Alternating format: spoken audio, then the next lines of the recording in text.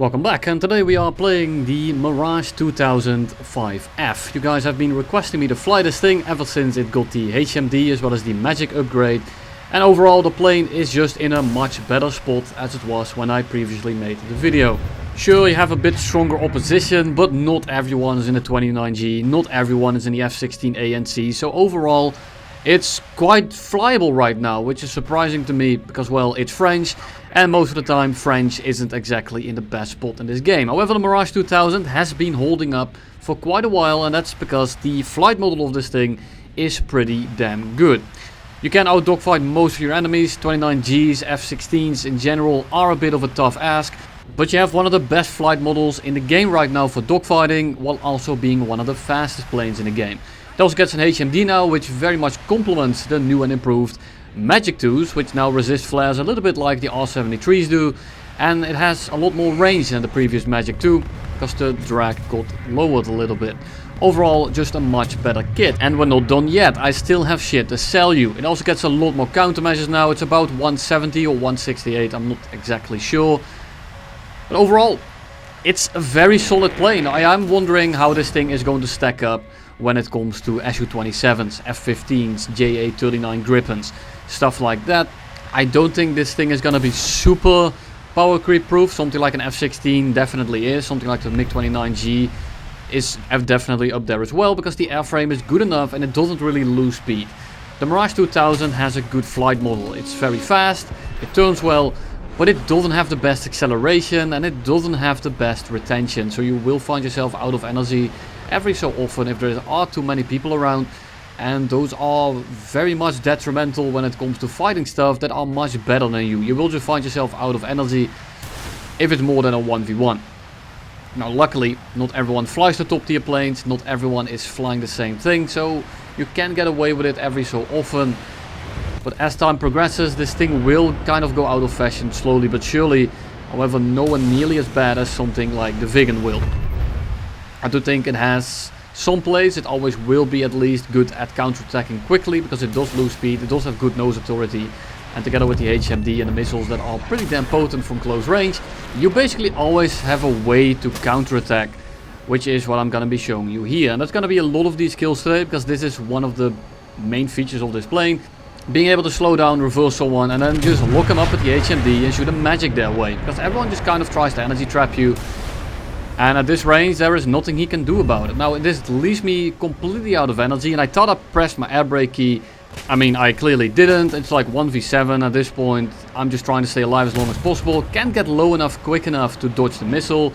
Stay above the water, see the second missile coming in, so I'm gonna try to just land it on the water here so that everyone overshoots and leaves me alone. And that way we manage to win and survive the rest of the match. MiG-29 behind us, and I think it's an SMT, so I'm just gonna slow down a little bit, make sure that I get position and that he can't R73 me from close range from directly behind. So I am gonna slow down a little bit more than I would like to.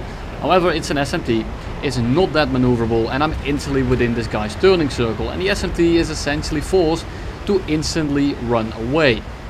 But if he does that, I will shoot a Magic 2 at him, because I have already turned around by the time he gets away from me. So he is kind of forced to just stay here, and the SMT is just not good enough to win the dogfight, especially if you get this thing on your 6. It's an extremely deadly plane. When it gets on your 6, it's very hard to reverse this thing, it's very hard to get away from it, and with the Magic 2s now, you're kind of just dead if it starts riding your 6, unless you are in a very good plane like the 29G or the F-16A, something like that. But even then it's gonna be hella sketchy. This guy is the representation of what the previous guy should have done, but it doesn't work because I'm able to just turn around and then just missile them out of the air. And because of this, people are essentially forced to engage you in a way, at least planes like that, because the SMT is just an absolute boat. They are forced to disengage in a way where they never really get to attack you, and that's the beauty of this thing. However, with the new additions coming in the future, I doubt that's going to be much of the case. They will just be able to park on your 6 and kind of just out energy you instantly. And if you keep a tight loop, if you keep pulling, if you are able to out dogfight this thing and you overshoot, you can just keep pulling, because the Magic 2 at very close range has like a 1.5 second fuse before it actually is able to proxy on you. So it needs to get a direct hit, which is also why these missiles are so terrible when it comes to head-on. When you shoot them off at close range, you essentially need to direct hit them. And I mean, let's be honest, that's not gonna happen all that often. And in head-ons, I mean, it's not really worth it to shoot IR missiles most of the time anyway, for obvious reasons, because they will very easily flare it. If you get within a kilometer with this thing on behind, or even 1.5, and for my American people with miles, it's about a mile, like 0.9 miles. The missile just won't see any flares. What this missile does, it shrinks its FOV to about 0.75, I think, on the top of my head. So when I lock someone up, you see the circle, which is like 4 or 5 degrees. And then when you launch it, this will shrink. Now, when the missile is close enough, guess what happens? All it really sees is the plane. Now, when you drop flares, the flares are just going to drop outside of the point of view of the missile seeker. And it's never even going to see them. So you need to flare these things from longer ranges. Or you need to put the flare directly between your engine as well as the seeker. But this is quite hard to do because every plane drops the flares differently. Some pop them downward, some pop them upward. It all depends on the angles. Very often, at 1 kilometer, you are gonna be dying. Unless you're so close that the missile will just overshoot because it won't be able to direct hit you. But these things are very maneuverable, they're very fast, and they accelerate extremely quickly as well, as you are able to see. Now let's actually talk about the gameplay, because most of the gameplay up until now hasn't really been that engaging. Nothing really has happened, but we are now going to actually clutch this game. F4S coming in, I mean, he's going to shoot AIM-7Ms at us, AIM-7Fs, I mean. We go low, make it hit the ground, he gets shot down, and we are instantly good. Go for the next guy, not really able to pull enough lead, a little bit unfortunate, and we are just gonna disengage. I don't want to sit in that furball.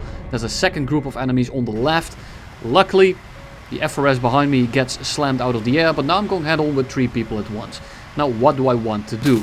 I want to be the most wary of the JH7, because if he gets on R6, he has the best missiles here, and he is gonna be the most dangerous. So I want to make sure that I pre-flare, want to make sure that I keep turning, and I want to try to get as far away from him as humanly possible. Now he gets shit on by my teammate, that's also on fire, which is fantastic.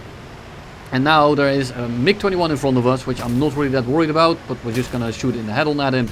And then we're going to continue on for the FRS, because he is kind of alone on the other side of the map. Well, not really the other side, but he's on the other side of the furball. Which means is that I can fly in this direction without having to sacrifice any of my position against the people on my 6. You can tell that the entire enemy team is riding my ass. And I just think to myself, I just hope this is a premium player that has no idea what he's doing. And he gets, yeah, he just shoots the missile out of the air with his own missile. And we are just gonna book it for now. Why am I doing this at this phase of the match? Because I know that some of those guys are gonna be low on fuel. And I just want to invite them in not chasing me. So I'm gonna level out over the rock. Use the rock to get a little bit of cover from the missiles being shot my way. And it worked. J7E and the MiG-21 start ground pounding. And the FRS are just so far behind that I have a little bit of time here to engage the MiG-29. Because we are just much faster than the other 2 guys. So I slow down a little bit. Make sure I get behind him. And just like that, we instantly get on the 6. And everyone tries to do this. You need to keep turning. Because if you try to disengage and energy trap me, you are going to find a magic 2 right up your bumhole. Now we have a bit of time to accelerate, so we are going to dive to the deck to make sure we don't get radar missiled. Because I saw the contrail and that's the second guy coming in. Now FRSs I'm not really worried about, but it's still 1v4. Luckily the J7E in the middle of the map is still ground pounding. And the MiG-21, I have no idea where he is, so we need to be a little bit careful. But at this point of the game, I need to just pay attention to both of these F4s. Now, I'm not dogfighting this guy just yet. Why is that, you might ask? Because I need to get position on the second one as well. Right now I'm quicker than him. I am able to somewhat get away from him. And I'm not completely worried about an FRS. So I'm waiting for the other one to get a little bit closer. And then I'm simply going to slam on the elevator. I'm not really worried at this stage because I've merged with both. I will outturn off these boats very easily. And I mean, who am I going for? The FRS above me here is gonna be an easier kill. However, the second one is gonna present himself a little bit better. He's slower, he's directly in front of us, and by going for the other one, I make the one behind me do a full 180. So I should be able to get a little bit of separation. I'm gonna shoot at this guy from long range in the hope that I kill him. We managed to take him down, but now I only have 34 rounds left. Luckily, the other guy is an FRS. A little bit risky there, but luckily the FRS isn't the best dogfighter, and we are a pretty good one at that. And the second I kill his buddy and we merge and he misses his shot, it's not War Thunder for him anymore. He starts playing a horror game. I mean, at this point he's just stalled out. We hit him once, 20 rounds left, hit him again, blow him up.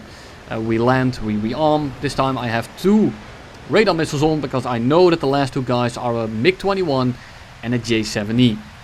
Neither of these planes have a pulse Doppler radar, so I can now sit at medium to high altitude and force these guys to pitch up into me. I'm gonna be playing my game, and this is the strength of having a pulse Doppler radar. When you face planes that don't have it, you don't really have this kind of gameplay very often anymore, because guess what? Everyone has one nowadays. So when you get in this position and both of your enemies don't have it, you can get very confident. And I picked another radar missile, so I can just joust them in the head-on. This guy instantly goes to the deck. He tries to notch me, but because I force him to go defensive, I instantly get on this guy's 6, and I'm able to just shoot a Magic 2 his way. Doesn't care about your flares, back to the hangar you go.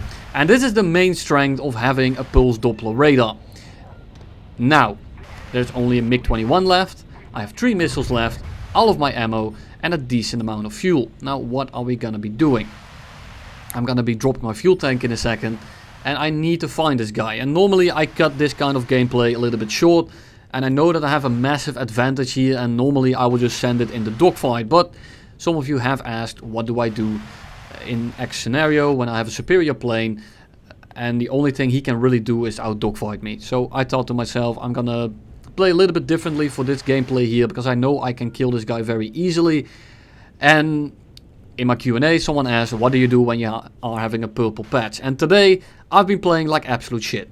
I've not, you know, when you have your arms feel heavy, mom's weak, arms spaghetti, you know.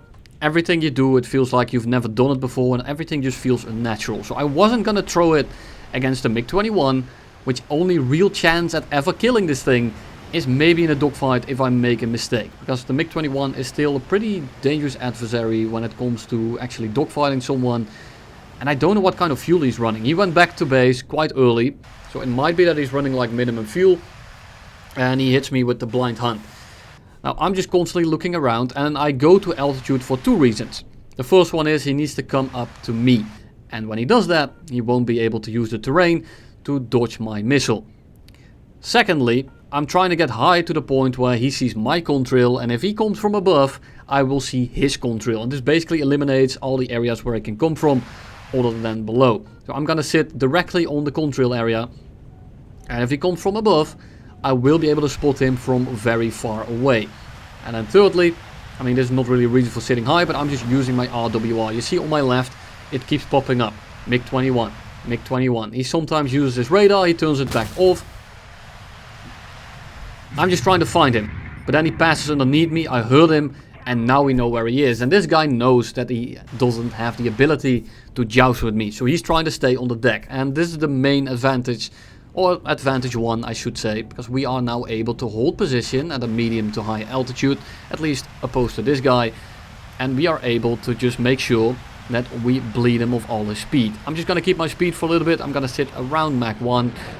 And I'm just gonna gauge what he does. Now he actually chases us, he goes 180. And this is gonna cost him quite a bit of speed.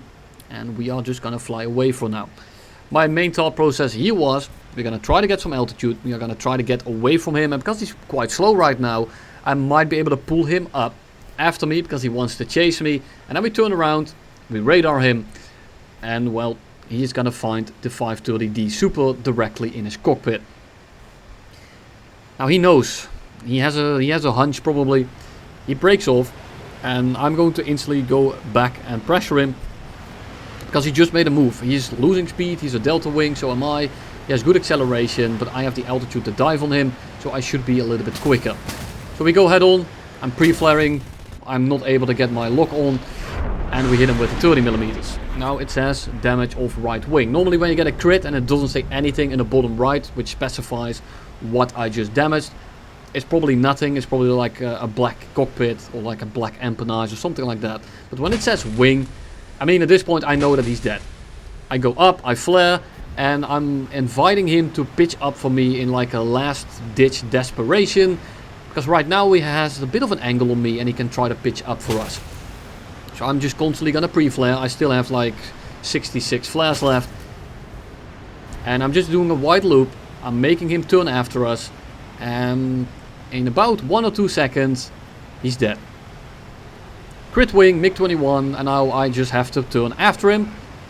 And we are gonna ride his ass. We're gonna drop the radar missiles. There's no real use anymore. And I just want to make sure that I don't throw this. So I'm gonna pre-lead the missile a little bit.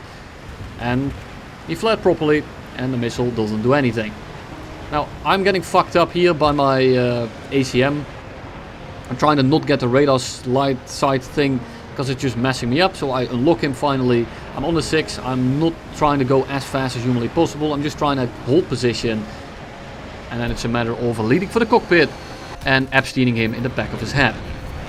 And that's all I have for you today. Thank you all for watching, and you'll see me in the next one.